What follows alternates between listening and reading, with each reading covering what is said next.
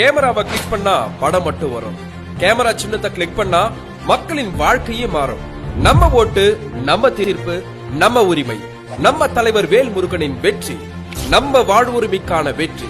உங்கள் பொன்னான வாக்குகளை கேமரா சின்னத்துல ஒரு கிளிக் பண்ணுங்க.